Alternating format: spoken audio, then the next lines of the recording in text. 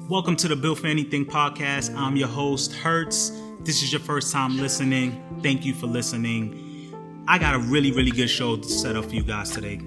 If you're like me and you like to travel, or you wanted to know what it's like to go to a whole nother country, then this is the podcast that you're going to want to listen to. As I sit down with Stacy Thomas, who is an author, a voice actor, as you can see in the book right here, Always on the Way, which I will leave a link in the description for you to pick up. She chronicles her journey to places like South Korea, Japan, Vietnam. Tremendous story. And not only did she travel to these places, she traveled to these places by herself and lived there for 6 months to a year at a time. And so, guys, I really think you guys are going to find it very interesting, some of the experiences that she's had. So please sit back, enjoy the show. Don't forget to leave a comment. Don't forget to listen to it on iTunes, Podbean. Thank you guys for listening. Enjoy the show. Welcome everyone to the Built for Anything podcast. I have Stacy Thomas with me. Welcome to the show. Thank you for having me.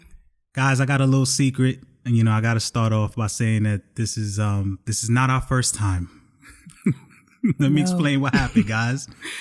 So we did a podcast just recently, a couple of days ago, right? Which went really well. Really well. But I had some technical difficulties after the fact. A little mistake done by me, guys. I accidentally deleted the audio. And Stacy, being so kind, is able to grace us once again with her presence. And it was a dope interview before. It's going to be an even doper interview now. So let's start off with, just tell us a little bit about yourself. Okay. Well, I'm a voice actor here in Dallas, in the Dallas area. And I recently just self-published my first book, and it's called Always on the Way. And it's about all the things that I went through while living and traveling overseas for 15 months.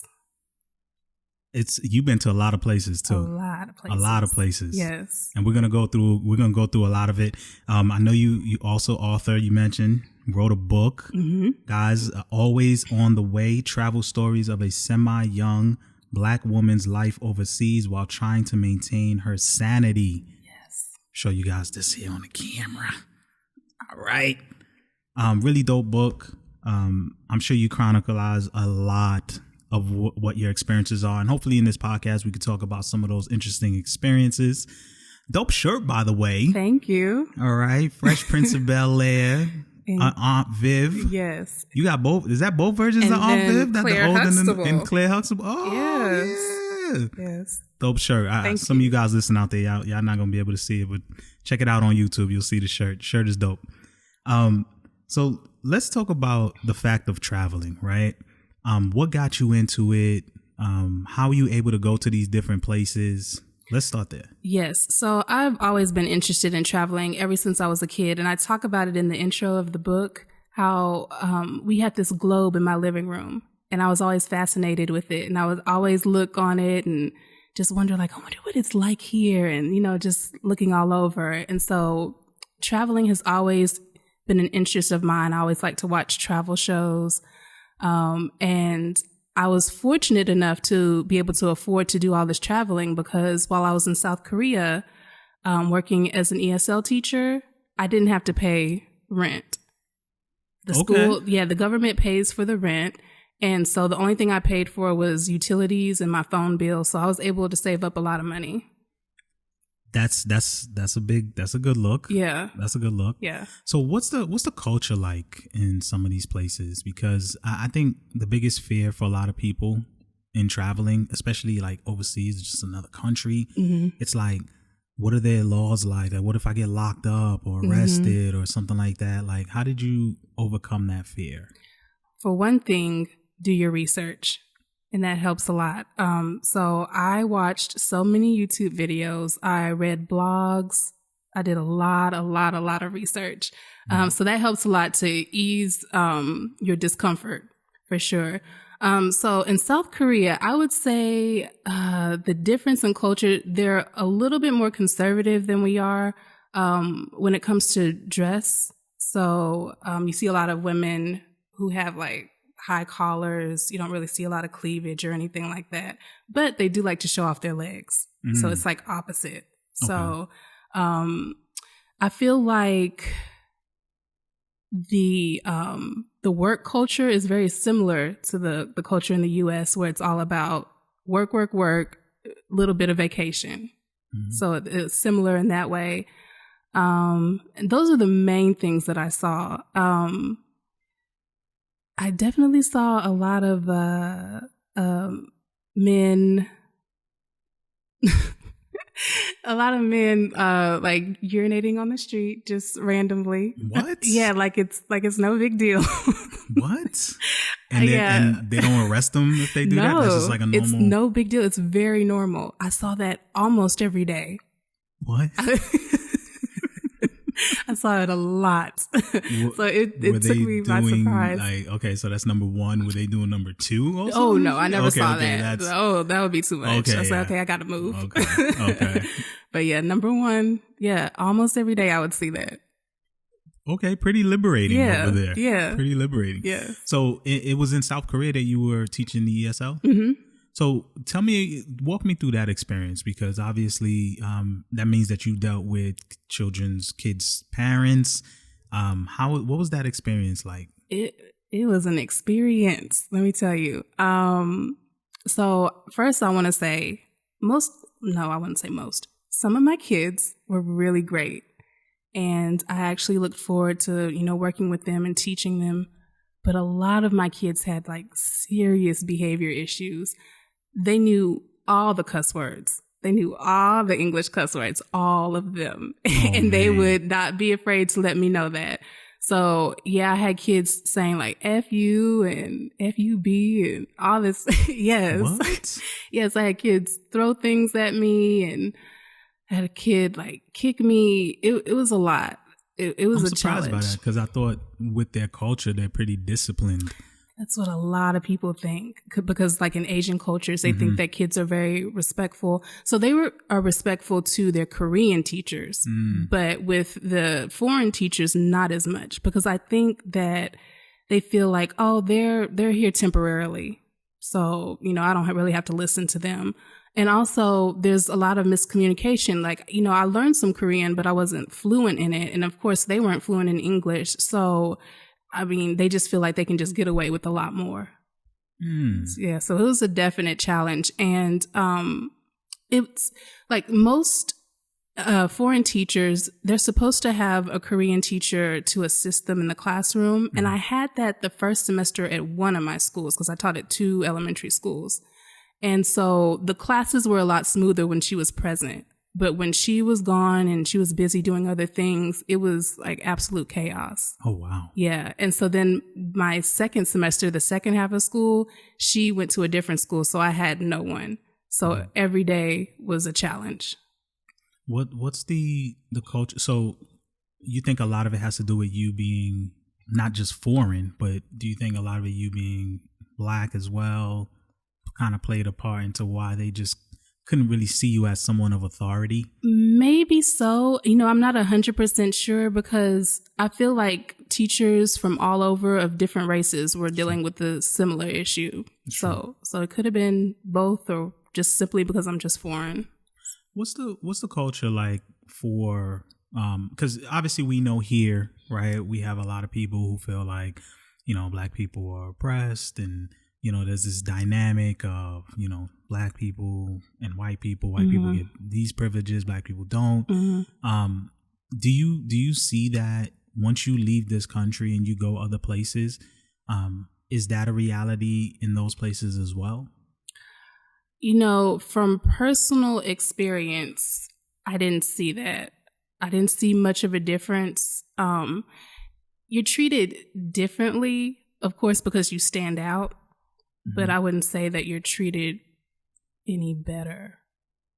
But I was definitely treated differently. I definitely got stares and things like that. But that was pretty much the extent of it from what I saw.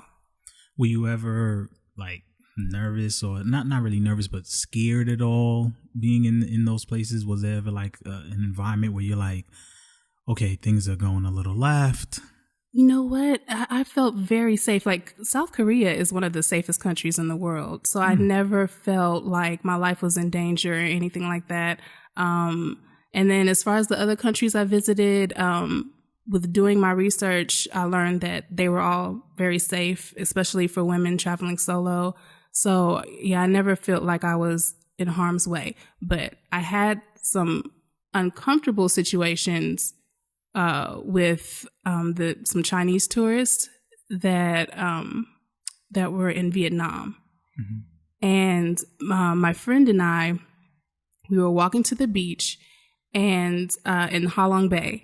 And I remember all these Chinese tourists were coming up to us and they were like, oh my God, and just like you were a celebrity. Yes, it was very awkward. And so they were like whipping out their cameras and their phones and like taking photos of us without our permission. Some people were like putting their arms around us and everything like that.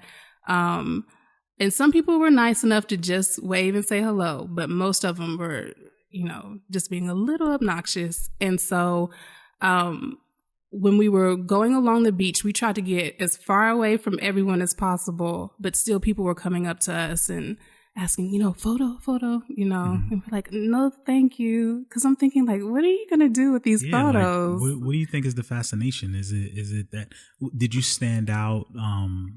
Because, obviously stood out, but I know sometimes you see like athletes when they go overseas, they stand out because of their height, right? And where most of these places that people aren't usually that tall. For you, is it just simply you being black? It's just like different skin color, different hair. Yeah, I think that was the main reason. So there was like no personal space. They were just like, hey. Yeah, and I know they didn't mean any harm. I know, but it's still weird. Yeah. They probably just they don't understand the personal space that we have probably on this side, right? Because they're very intimate. Like you go to certain places, you got to take off your shoes. It's like there's a lot of in your face, and that's just the norm. So it's like for us here, we tend to have more boundaries in terms of personal space and whatnot, and so I could imagine that's like pretty big culture shock. Yes. But what else are some of the things that kind of shocked you? Food, was the food kind of like you were trying things, you're like, I've never seen this before? Like, was there an adjustment there? Well, the food in South Korea was delicious. There was only a few things that I tried where I said, okay, I'm not trying this again. Like what? And then, there's one thing, I didn't try it, but I saw it in a market, and it was the silkworm larvae. Yeah, so you can eat live silkworm larvae. Yeah. And I said, I'm not trying that. And then I tried these baby crabs, and they were soaked in, I think, soy sauce or something, and they were black, like very black. And I remember I was having dinner with my coworkers, and so I asked if they could pass it, and they were all looking at me like, are you sure? And so I knew, I said, if the locals are looking at me like, I don't know, then I'm like, oh, it must be bad. But I tried it. I said, yeah, this is not on point. So you're traveling alone. Yes. Right? Yes. I don't know if we mentioned that, because it's one thing to travel, it's another thing to travel so far alone. What did your family think with you going so far for so long? What did they think? Some thought it was great, but of course my mom was like, what? You gonna do what? And I remember when I sent her my itinerary, and I just had a list of all the places I was visiting and, the dates for them. And she's like, this looks like something for the president or something. Like, you're going to all these places. And so my mom going on tour. Yes. So she wanted me to make sure that I contacted her every day, whether it was through email or just simply like uploading pictures, because I had a little blog that I had where I just uploaded pictures so she knew that I was okay. Yeah, so that made her feel better. But a lot of FaceTime. A lot of FaceTime, yes. Yes, a lot of that. So, that was more work, right? But you also like to travel just for the experience. You've gone to other places as well. Yeah. And we're going to go into some of those other places, but with those places, did you go with friends? Were you still mostly by yourself? So I met up with my friend Lynetta, in Thailand, and we traveled to Thailand and Vietnam for 2 weeks together. Mm-hmm. And then the rest of the trips were solo. Wow. Yeah. So is it because people, you just couldn't find a friend to be like, girl, you want to come with me? Like people, they, you know how it is. They start off saying, yeah, I'll do it. And then as you get closer and closer, it's like, see, the way my savings account is set up, or the way my situation is, girl, I got to catch you on the next one. Right. But you still went out and did it. Yeah. I didn't even reach out to anyone because I figured it would be kind of difficult to try to plan with too many people. So I just decided I'm just going to do this on my own. Mm-hmm. Yeah. Because you were also backpacking to some of these places, right? In Alba, yeah. Okay. Yeah. And I think I kind of mentioned, like, I had a friend that was also, she went backpacking for about a month or so in Europe, and hearing her experience, and even when she came back, she felt like she was a different person because she's seen so many different things. She went to Iceland and a lot of different places, took a ton of pictures. But she was talking about, the fact of going from place to place and really living out of a bag, and where some people really think, like, when they travel, like, they have to bring a ton of stuff. Like, I'm one of those people who, like, if I gotta go somewhere, if I'm traveling, like, I wait till like the night before, and I'm filling up this bag, and then I get to my destination, and I'm probably wear 2 different clothes, sets of clothes. Like, most of the stuff in there I don't even use. Now I'm just like one of those, like, if I can't fit it in, you know how you get your personal, and then you have your what do you call it, your carry-on. Uh-huh. If it can't fit in that, then it ain't coming. Exactly. So talk about, how was it living in that way? I loved it because it makes traveling so much easier. Now, I wanted to burn my clothes once I got home because I was so tired of wearing them. I'm like, listen, if I put on these pants one more time, but it just makes life so much easier. And then if you lose something, I mean, it's like you're not worried about like losing too much. You know what I mean? It's like it's just a few things. So if you misplace something, it's not as big of a deal. Mm-hmm. So I travel like that from now on with just a backpack or just a carry-on. Did you make friends out there? Are there people that you've met that you still keep in touch with till this day? Actually, there's a teacher, another ESL teacher that I still keep in touch with. And we email each other every once in a while. And she lives in Canada. So yeah, we still keep in touch, but she's the only one that I really keep in touch with. So let's go through some of the destinations. So we talked about South Korea. Mm-hmm. What are some of the other places? So, Japan, Thailand, Vietnam, Cambodia, Laos, Taiwan, Australia, and New Zealand. Oh man, that's some pretty interesting places, right? A lot of different cultures there. So let's start with Japan, okay. Right? What drew you to that? What made you want to check that place out? I've always wanted to go to Japan. For one thing, Japan just seems like a magical place, and you see things there that you could not see anywhere else. I went to a deer park, and there were just hundreds of deer walking around, and you can buy deer cookies and just feed them, and then they like bow to thank you. They're trained to bow. Oh, wow. Okay. And so I thought that was really awesome. What else did I do? I went to a monkey nature park and fed a monkey apples.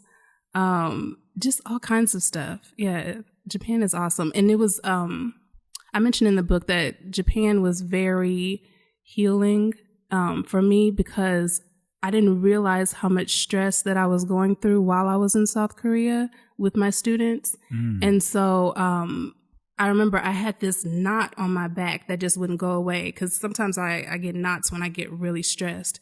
And so I remember it was on the 3rd day when I was in Japan, and that knot just went away because I remember I was just walking around in the park and I was just kind of doing this. And I was like, oh, that knot is gone. And I just felt so relaxed while I was in Japan. Mm-hmm. So Japan was a very special trip for me in that way because it just felt like it was very healing and I didn't feel any tension while I was there. Yeah, I know that's the culture. Like, that's one of the reasons, like, I know they drink a lot of tea, a lot of soups, and I feel like these things are all therapeutic, to kind of relax you.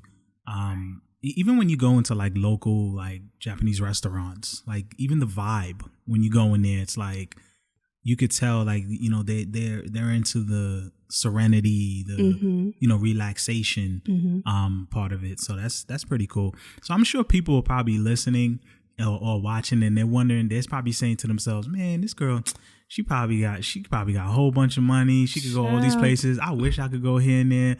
How you manage to pull this off to where you can travel to so many different places? The way that I budgeted was staying in hostels, and then I also did couch surfing. So explain the couch surfing. Yes. So couch surfing is basically kind of like Airbnb, where people rent out their homes or a room and it's free. So in exchange for that, they just simply want to help people who are traveling, and you can give them a souvenir, or you can just simply just have conversations with them and share your story or share your culture. Some people see it as like a cultural exchange.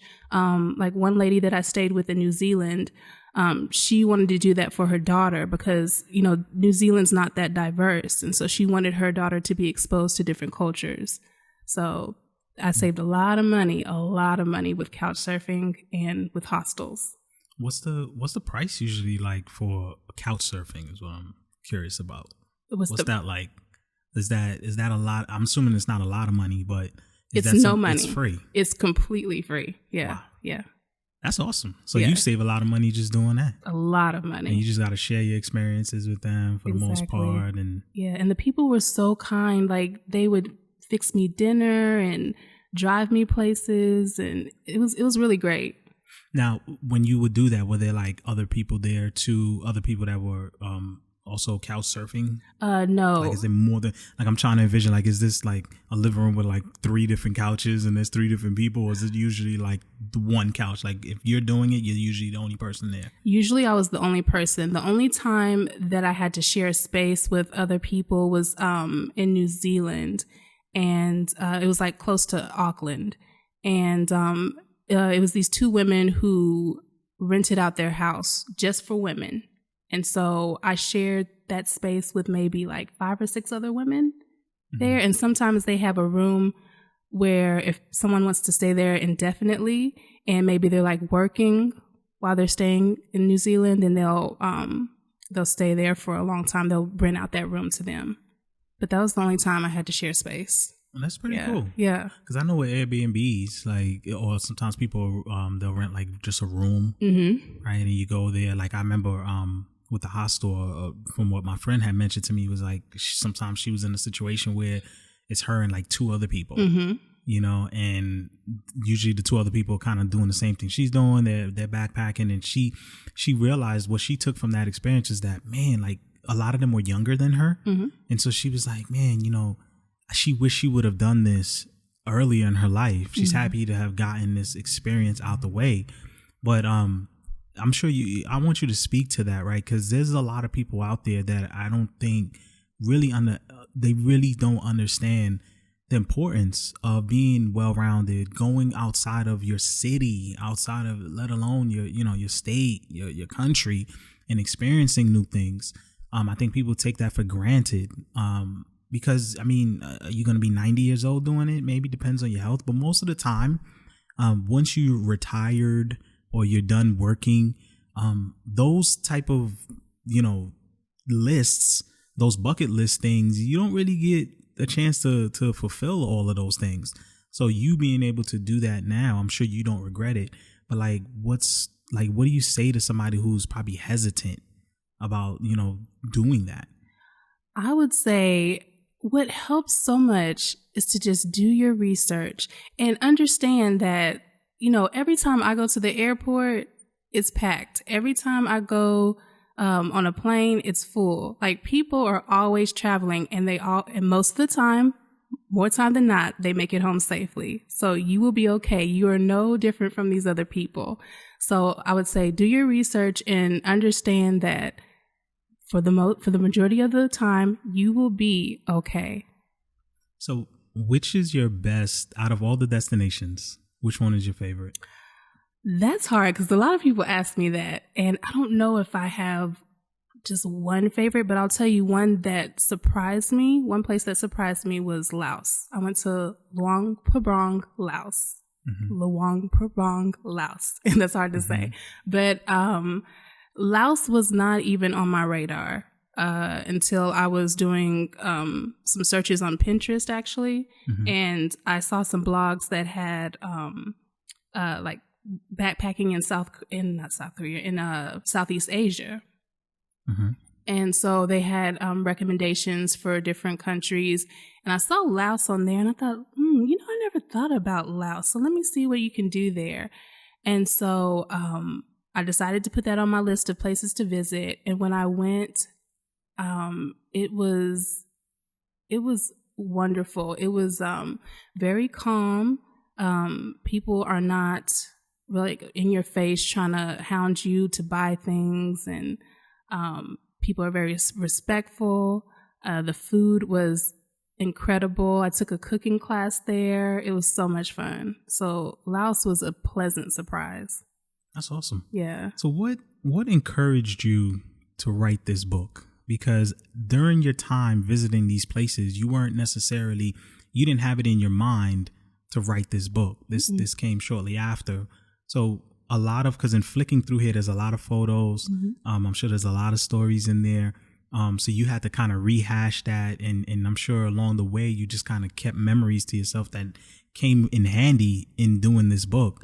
So when was it published again? It was published in April 3rd. Of this year, 2018. Yes. Okay. And so this is how long in the making? It took me about 15 months altogether. So it took me about 8 months to actually write it. And then the process afterwards with editing and finding someone to do the interior layout and to do the book cover, and then finding a printing company to print and distribute the book. That took another few months. So altogether 15 months. And so I know writing for a lot of people is something that can be very daunting, right? Because people are saying to themselves, I'm not an English writer. I'm not there's all these roadblocks. And yet here you are, you just completely debunked all of that and was able to create this book. What tips would you say to people who are writing this? First thing, don't overthink it. First thing I did was I said, I'm just going to write from my heart. I'm going to write what I feel and what I remember.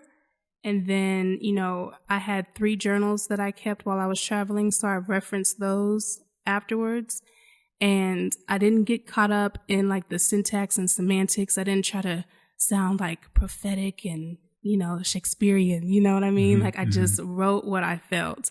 And then afterwards, that's when you can go back and edit and then hire professionals to help you with that. But just don't overthink it. Just do it.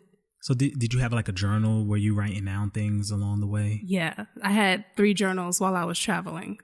Cause I know you're not on social media much. Right? Or if not at all, right? I think you only use Facebook. Right. Just for my business. Yeah. So, and then just for business at that. Yeah. So for you to have done this, because most people, it's funny because most people, their experience is played out through social media, right? They go from location to location, people making videos, people chronicalizing their entire experiences. It seems like it's all over social media. But someone who it's funny because it makes you wonder, like, okay, if people would hold back some of the stuff that they put out there, they would have a lot of material. Like, we all should have a book. Like, we all have a story to tell. We all have experiences, but it's like everything is played out so much through social media that once it's out there, like, people just forget about it. It's like, okay, they look at it. Oh, this is a dope picture. And then it's on to the next one. Where when you have a book now, you have something that you could reread, you have something you could distribute. People can actually, reference and go back to. And it's like a diary, for yourself that 10 years from now, you could go back and, you could show your kids or whoever and say, here's some of the places that I've been to. And so that's timeless. And so I know you do the voiceovers as well, because you did the voiceover for the book too. Yeah, I did the audiobook. And how long did that take again? That took me maybe about 3 weeks. And that was the hardest part. The actual recording of it was not so bad, but going back and editing, it was a lot of work. Yeah. So you had to use you were using microphones just similar to the one that I have here. Yeah. And you would just like, and what's your setup like at home again? So I have a Shure microphone just like you. And then I have my interface and I use my laptop and I use Adobe Audition to record. And then my desk is my mom's TV dinner tray. Mm-hmm. and then my studio is my closet. Mm-hmm. And that's it. It's pretty simple. You see how simple that is? Yeah. And you managed to pull this off? Uh-huh. I'm sure a lot of people out there think that they got to have the best equipment or they got to, you know, perfection does get in the way. It does. Right? And there's a saying, right, that done is better than perfect. And your book is also, it's on Amazon, which is phenomenal. I mean, who doesn't shop on Amazon? I'm like, I abuse Amazon. Yeah. Okay. I think they know me on a first name basis. Right. We know, just ship it right out to him. Some of the people that come, they already know the deal. They just like, they leave it right by the door. They know how it is. Yeah. Because of the convenience. So for you to have it in, not only, you know, you could purchase it through there, the audio. Do you have the digital? Yes. As well? The ebook is available as well. Mm-hmm. So you hit all cylinders. Sure did. That's awesome. Thank you. What's the, I'm sure just even with my curiosity, because that's something that I want to do too, in terms of, you know, creating a book that I hope can help other people just overcome their fears, people who are kind of like in a drought in terms of what they want to do with their lives, and just kind of explain my story and how, you know, I'm just kind of like everybody else, but I just made a decision with my life and to do the things that I enjoy. And so, you know, a book is something that I'm intending on doing, but all these things that are hurdles that I have in front of me that I think I probably make even bigger than they need to be. Yep. But it's one thing to see somebody do it, right? Cause now it's even more motivating, cause it's like, okay, it can be done. What are some of the books that you like or that you read to kind of gain? Was there any book that you read that kind of really gave you the momentum to be like, you know what, I could do this? It wasn't one book in particular, but I do love to read nonfiction. So I read a lot of memoirs and a lot of self-help books. And so just reading other people's stories is always inspiring to me. Even if I can't really relate to everything that they went through, it's still inspiring to see, like, we're not all that different. You know what I mean? Like, we all go through things and we all have the ability to overcome them. And so basically just, different memoirs that I've been reading over the years have all inspired me.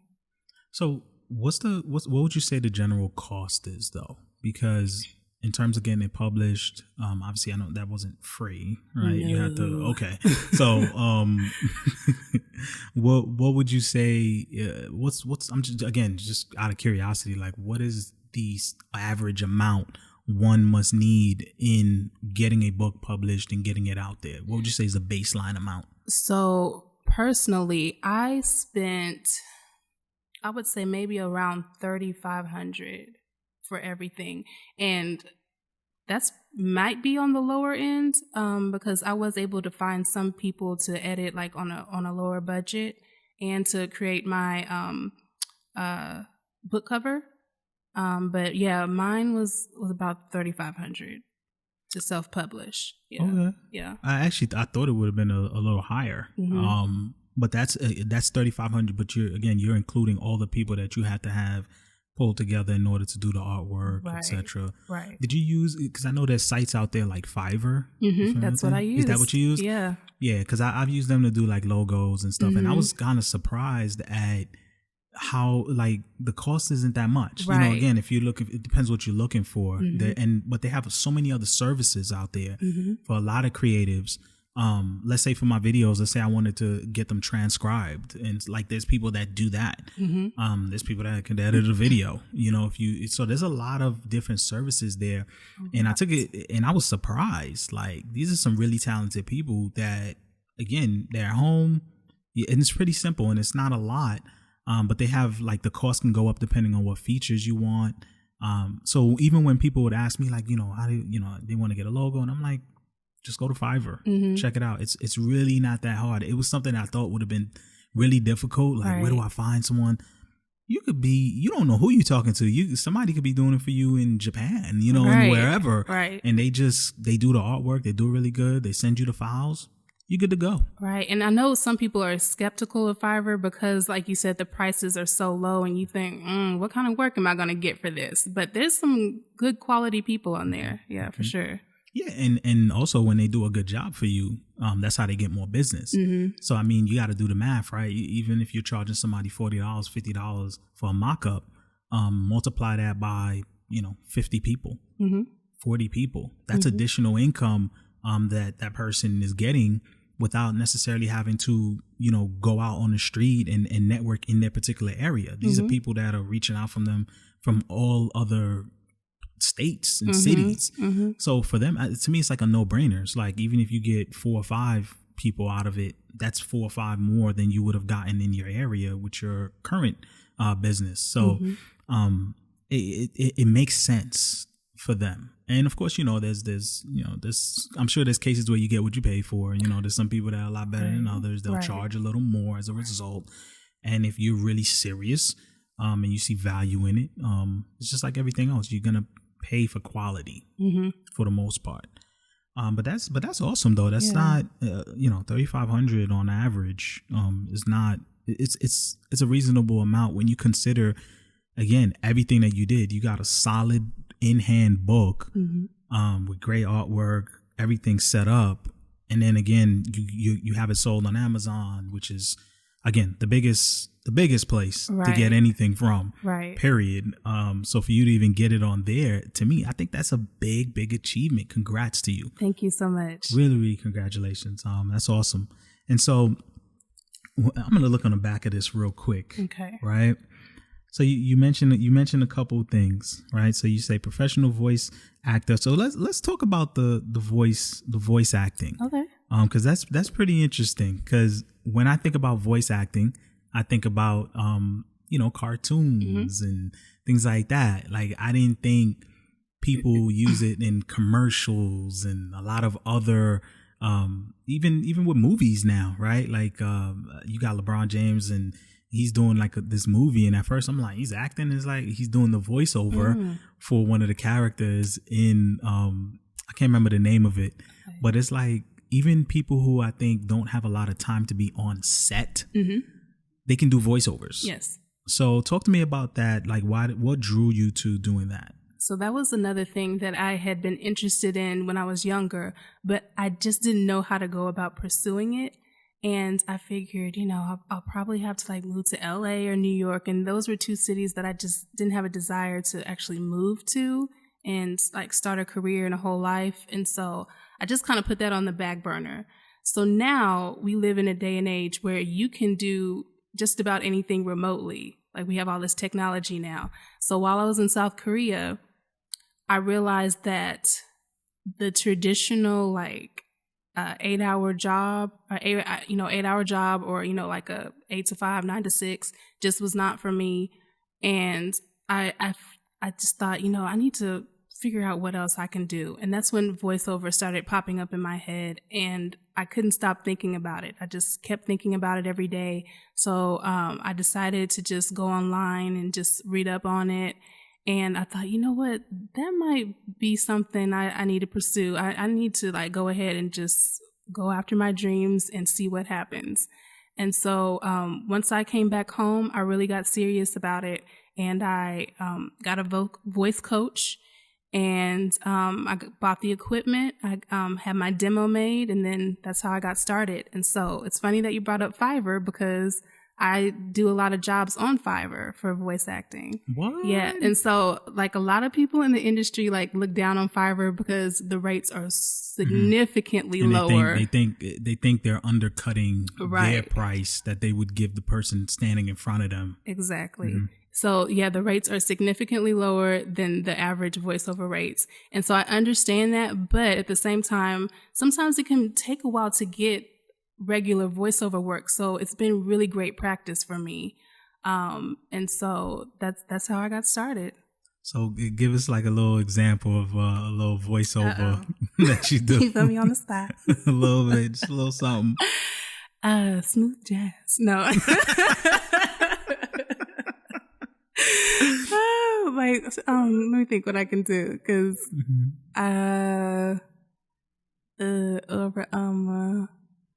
how about Hurts, you just put me on the spot. Just it could be something that you did already though, like one of the jobs that you completed.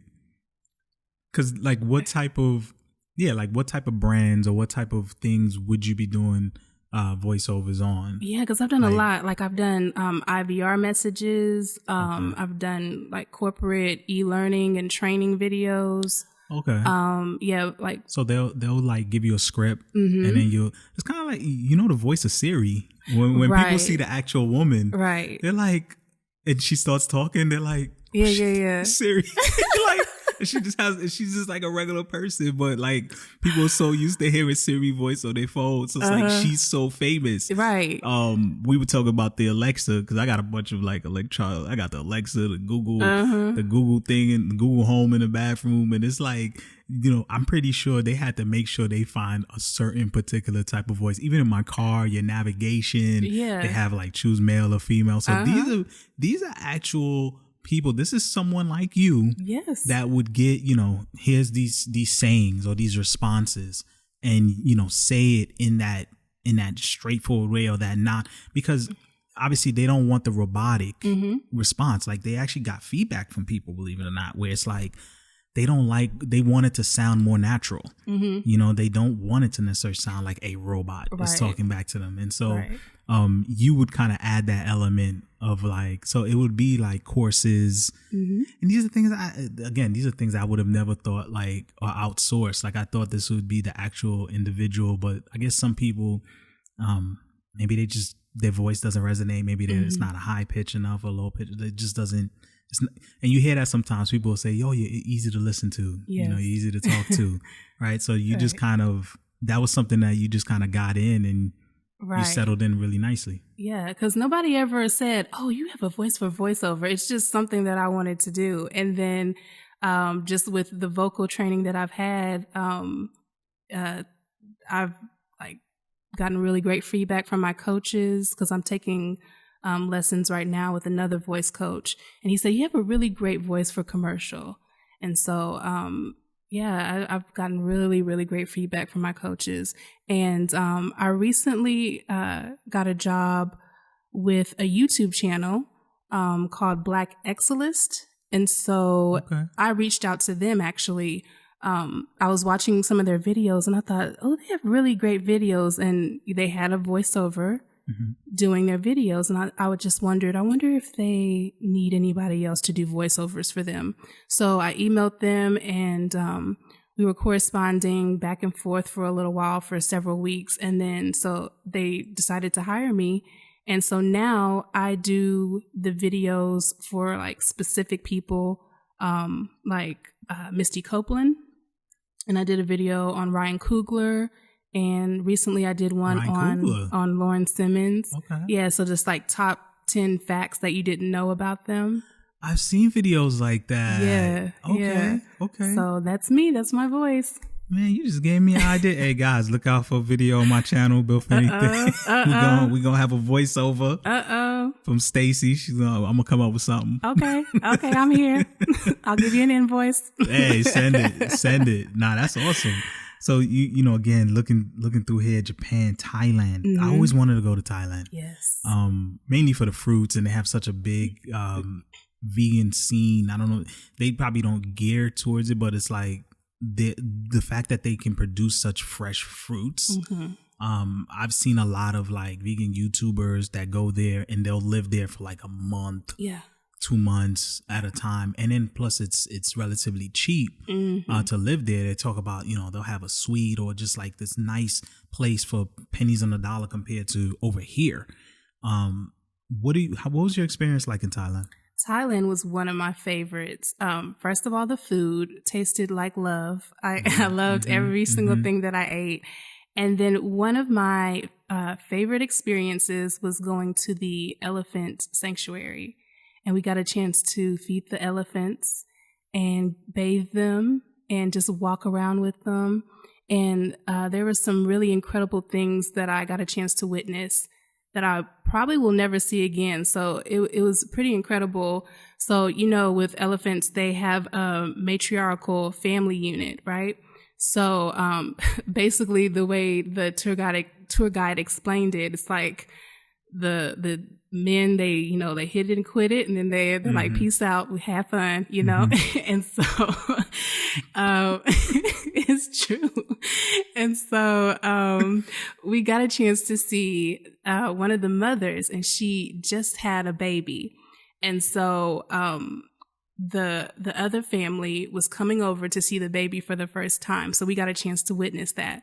So at first we see the mother and the baby walking, and then we see the family coming from the other side, and then they like see each other and they get closer and they start trumpeting and trotting towards each other, and then they all like huddled in like, hey girl, like, it was really sweet. So it was really cool to see that. And then there was another elephant that had some mental issues due to some trauma. They were in a circus and they were abused. So yeah, a lot of the elephants there, they gone through some trauma, right? So this one had like some serious mental issues. And so our tour guide told us, make sure, you keep your distance, because, sometimes she has like unpredictable behavior. So we saw her coming out, and she seemed to be like a little distraught. One of her friends came over, her elephant friends came over and walked next to her, and they like interlocked trunks and just stood next to each other, and that calmed her down. So just seeing stuff like that was like really incredible. And they talk about like elephants and their memories. Yeah. So I remember you mentioned like that one of the elephants remembered you. Tell me that story again. So I remember we were just walking around, and then this elephant starts coming up to me, and I just thought, should I move? And the tour guide said, she remembers that you fed her this morning. You fed her breakfast this morning, and she just wants you to pet her and just say hello. And so I thought that was really sweet. I was like, oh, come here, baby. Come here. And they're such big animals. They're so, we talked about it. It's a shame what goes on in some of these countries where, they're killing these animals for the ivory. And it's just like, why? It's just like, just to why? Make junk. Just for what? Yeah. And like these animals, they just want to be left alone. And they have their own families, like you said, and you see how they interacted with the new child. And it's just, it's a shame. It's a shame. And it had me thinking, right? Because I don't know if you never been to like Cape Town, Africa, or anything like that. I haven't. Because I've seen, I'm hearing about things that are going on over there right now. And it's just like all these exotic animals in a few years, and not even exotic, like an elephant, a lion, animals that rhinos, animals that we see or people go to the zoo and see. These animals are not going to exist in a couple of years at this rate. Yeah.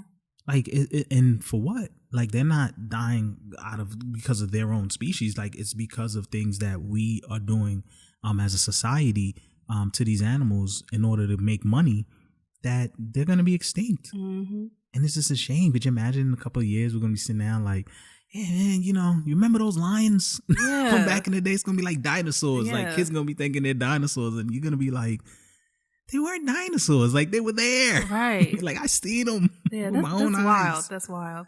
It's crazy what's going on in these places. So what is a location that you would love to go to that you haven't been to? My list is so long. Let me tell you. So what's high on my radar right now is Morocco, Cuba, Morocco's beautiful, by the way. I've seen some pictures on, like, with the sand, like the orange sand, and yeah, that'd be awesome. Yes. Let's see. Peru. Pretty much almost every country in South America, I would say. A lot of countries in Africa. Madagascar, Togo, Ghana, South Africa, Nigeria. And then I've never been to Europe, so almost every country in Europe. I remember we talked about Iceland. Iceland would be awesome. England, Greece, everywhere. Yeah.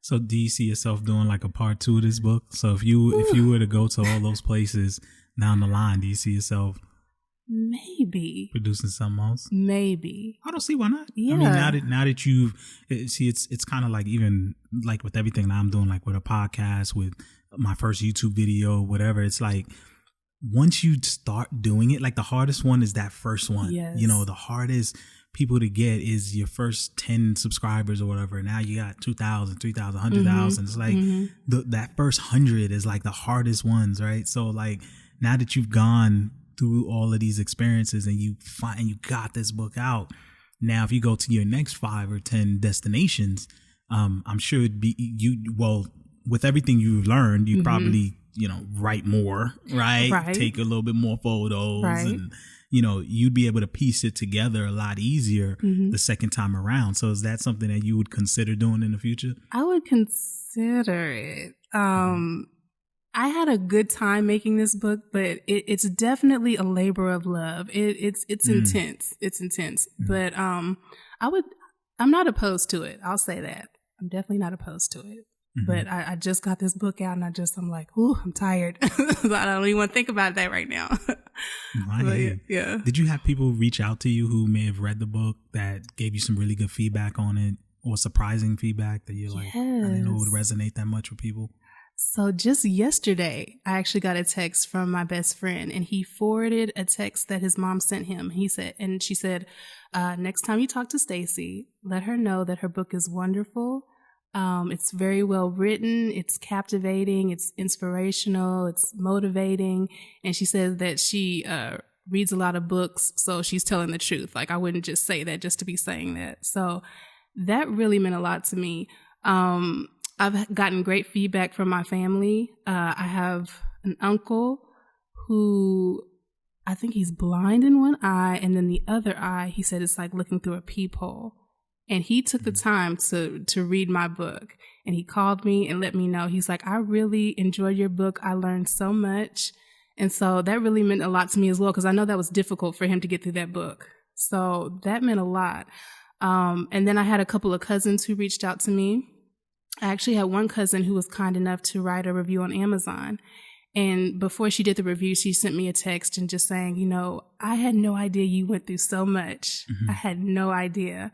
But she said, your story is very inspiring, and I'm so glad that I read it. Australia. What was that like? Oh, I loved Australia. So I was in Australia for 3 weeks. And I went to Sydney, I went to Adelaide and Melbourne, and they all had different vibes. So Sydney is like the metropolitan, big city. I just spent a lot of time on the harbor, where they have the opera house. I spent a lot of time over there in the parks. And then in Adelaide, I specifically went there to go to a park where you could feed kangaroos and pet koalas, and that was awesome. And then I went to Melbourne. And that was kind of like a last minute thing. I didn't really know like where else I wanted to go. I was trying to figure that out while I was in Sydney. And so I decided to go to Melbourne, and, it's a really like artsy city. And so, I just walked around the city a lot, went to museums, and I went on a tour to see the 12 Apostles, which was beautiful. And yeah, that was pretty much it. Australia's beautiful. So you're from Dallas. Yeah. Right? You're from Texas. So I noticed, me being from New York, right? I noticed that usually when people would go somewhere else, usually that's when you're going on vacation. People would generally choose the West Indies, right? They'll choose like an island to go, oh, I'm going to go to Bahamas, I'm going to Jamaica, St. Vincent, whatever. Usually the West Indies, right? I think what's curious to me with a lot of these places that you went to is that none of these places scream a beach per se, right? Or palm trees or anything like that, right? What was your reasoning for choosing these places and not, I don't know if there was something where it's just like, did you want to go there for the culture versus like what made you choose these locations versus saying, oh, I'm going to go to, Mexico and just, go on the beach, go to Cancun and, for a couple of days and come back. Because that's usually the fullest extent for most people here. But you got, you went really out there. So what was your reasoning for that? My main reason is because I was already in Asia. So I figured, Australia and New Zealand are right here. If I was in America, that's a long flight. And so with me already being in Asia, that was the main factor, the proximity and then cheaper flights as well. So those are my main reasons for choosing those areas. And they were just places that I've just always wanted to visit. Mm-hmm. Yeah. Basically, like for the landscape and, I like being outdoors. And so that was another reason why I chose Australia and New Zealand. I did a lot of hiking while I was out there. Yeah, like when people ask me like, what are some places I'm going to or anything.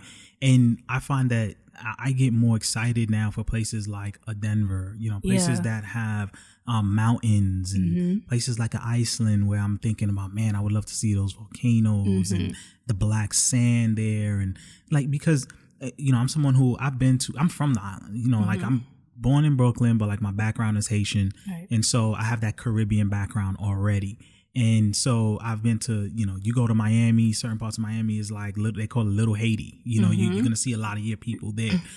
You go to Jamaica, you go to, the Puerto Ricos, the DRs, and, they start after a while, they start to all look the same, right? Because you're going there for the same reasons. Don't get me wrong. It's not that they're all the same.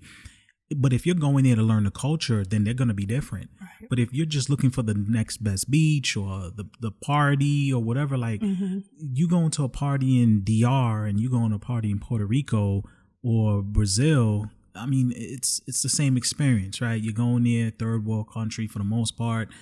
It's the same experience. But now when you start saying, okay, I'm going to Australia, I'm going to Japan, I'm going to China, I'm going to Iceland, I'm going to, a lot of these other places, in Africa, certain parts of Africa. I feel like once you go there, you're almost forced to embrace the beauty in the culture there because you can't hide underneath, you can't stick your head in the sand. You can't hide underneath a teepee somewhere and that's it. And, for your entire vacation, just come back home with a tan.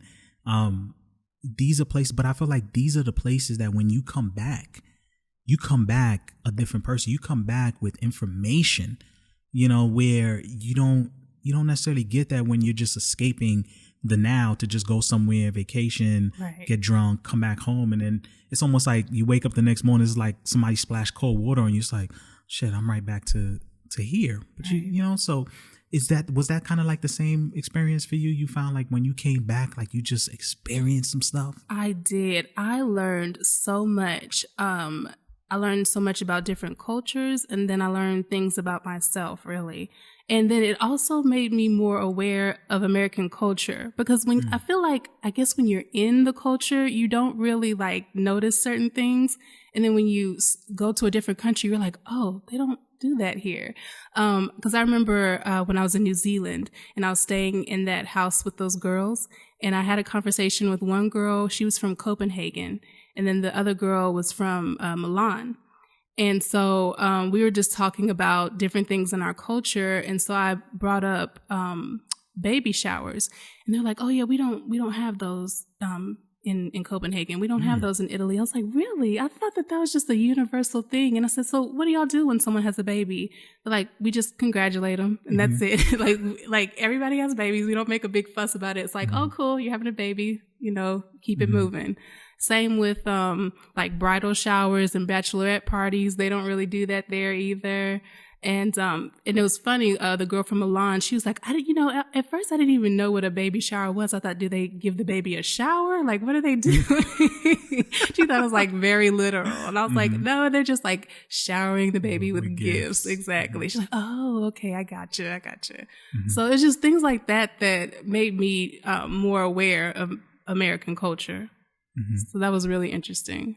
Yeah. So do you get a lot of people that then come to you now for advice, like, girl, I'm about to go to this other place. What do you recommend? Like, do you find like you're that person now? Well, your friends come to right before they go on a vacation. No. So my friend that I went to Thailand and Vietnam with, she's planning on going to Australia and New Zealand. So, you know, I told her, of course, she can reach out to me if she needs any pointers. But that's pretty much it. Yeah. Mm-hmm. Yeah. So do you do any blogs or anything online where you're kind of documenting, not just necessarily for the book per se or your traveling experience, but even might be other things that you're into? Like, do you kind of use like the blog streams in order to bring more attention to the book, but also, you know, what you do with the voiceovers? Do you utilize that? I sure don't. I'm not on anything. The only thing that I use is my Facebook page, and I use that for my voiceover business. And that's the extent of it. Yeah. So what would be like the highest goal for you in regards to the voice? Like, do you want to get to a point where you're doing movies, cartoons? Absolutely. Like, what's the pinnacle for you? What are you striving towards? The dream would be to be in a Pixar movie. I think that would be incredible. Or like Pixar's killing it right now. What they just did? What was that last Expendables? I think it's called Expendables. Incredibles. I'm saying Incredibles. Expendables is the one with Sylvester Stallone in it. Yeah. No, wrong one. Yeah, The Incredibles too. Yeah. I was finding all kinds of excuses to go there. I'm like, I can't be a grown up in there. I gotta take somebody's little nephew or somebody. Like, hey kid, you wanna?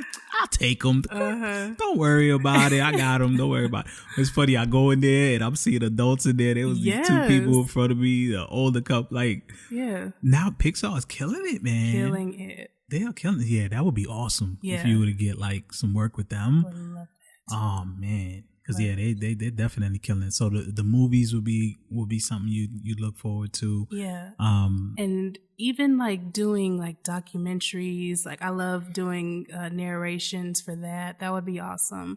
If I can get like steady work with some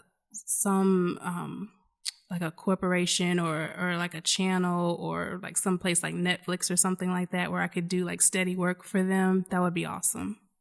Because it's funny you say that, because there's this Netflix, it's a document. I don't know if you want to call it a documentary. I guess you could call it a documentary. Mm-hmm. It's called Hunt. Okay. And I actually I love this so much. Like, I actually made a YouTube video about it and just kind of like just comparing it to like what fascinated me with it. Now I'm a filmmaker, so I'm into the little nitty gritty things as well. So I was really just blown away by just the aesthetics of what they did. So it's basically like, how do I say this? It's like National Geographic. It's like watching National Geographic or Animal Planet, I should say. It's like watching one of those, but like in a very cinematic way. Like they were really like zooming in, and they showed you like a top view of like a boar running away from like hyenas and trying to like get to his pack, right? Because he was kind of like on the outskirts, and so they was trying to jump him. So he's like, oh shit. By the time he realizes, he starts running, but you see the hyenas is chasing him, and they showed like a top view. You got to definitely check it out. It's called Hunt. But like what to me, what made it was the person who was talking over it. Okay. Like the guy, like the way he was, I kid you not, like he nailed it. Like he was just, the way he was just showing you. And of course, you know, they showed one scene with, was it a lion? It was either a lion or a tiger. I want to say it was a tiger, because lions ain't that. Lion, they just go in. They ain't with the fooling around too much. This was like a tiger it was a tiger. It was one of the big cats. And there was a deer. And so, you know, he's the distance. So he's trying to, you know, creep up, because the deer's going to just run off, and they can run pretty fast too, especially if they got a little bit of head start on them. So but they're showing you like the steps of the cat, like, and it's funny. I dug into it because I Googled it, and they were saying how long it took them to do this. It took them like 3 years. Like this was not overnight, because they literally, they had to set up little cameras, and they're in the wild, and it's like the animals are not going to act normal if they know there's people and stuff. So it's like for them to catch some of those movements, and like they had everything down packed. But again, it was the narration to me that made the documentary. because I'm watching it and I'm just like, what? I'm like, I was just so drawn to it because he's just talking over and it's like he's telling you what's going on. So I could definitely see you like that being, and I would never think that was like an avenue that people can explore.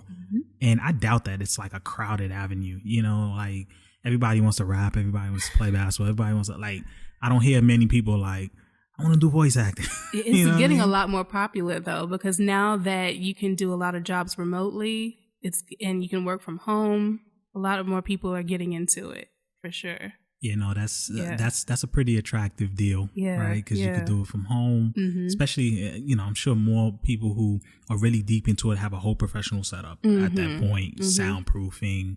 They really invested in that, or even have studios that they can just go right to and knock out some work. But yeah, I could definitely see you doing it. I wish you all the best with it. Thank you. I'm telling you, I wouldn't be surprised. You know, if I heard a couple months from now, man, I knew it.